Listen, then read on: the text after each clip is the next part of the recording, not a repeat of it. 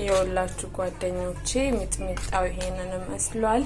የወላችሁ ደበላልቄዋለሁ። ቅመማ ቅመሞቹን ሁሉንም እንደዚህ ፈጭቻለሁ። ነጭ አዝሙድ፣ ጥቁር አዝሙድ፣ ኮረሪማ፣ ጦስኝ፣ ጨው አንድ ላይ አድርጌ ፈጭቻለሁ።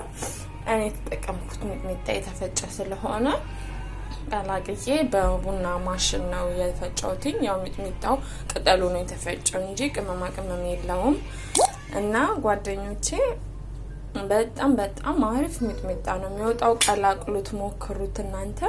ይወላችሁ በዚህ ራሱ እቃ ወጥቶታል። ትንሽ አይደለም፣ ግማሽ ኪሎ ራሱ ብዙ ናት የሆነችው። ቤት ውስጥ ስትቀላቅሉት በጣም በቃ እናንተ ቅጠሉን የምትገዙ ከሆነ መጀመሪያ ቅጠሉን ሞቅ ታደርጉና ከዛ በኋላ ንፋስ ታስመቱታላችሁ። ከዛ በኋላ በሽንኩርት ማሽን ትንሽ ትፈጩታላችሁ። ከዛ ቅመማ ቅመሞቹን ትደባልቁትና በቡና ማሽን በቅመም ማሽን መፍጨት ትችላላችሁ። ላስቀምሳችሁ በጣም የሚጣፍጥ ነው። ይኸውላችሁ እኔ እንደዚህ ነው የምበላው። በቃ ሚጥሚጣ በአይነት አድርጌ እንደ አይነት ነው አድርጌ የምበላው። እንግዲህ ጓደኞቼ ፎሰሊያ፣ ይሄ የካሮት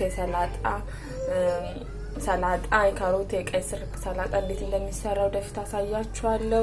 ጓደኞቼ ቅመሱልኝ። በጣም ነው የምወዳችሁ። በጣም ነው የሚጣፍጠው ሚጥሚጣውም። ቀምሼ ላሳያችሁ። ዋው በጣም ነው የሚጣፍጠው።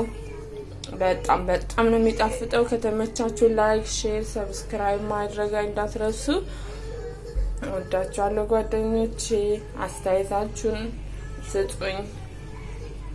እኔ የምሰራው ቪዲዮ ቶሎ እንዲመጣላችሁ የደውል ምልክቷን ተጫኑ። አመሰግናለሁ።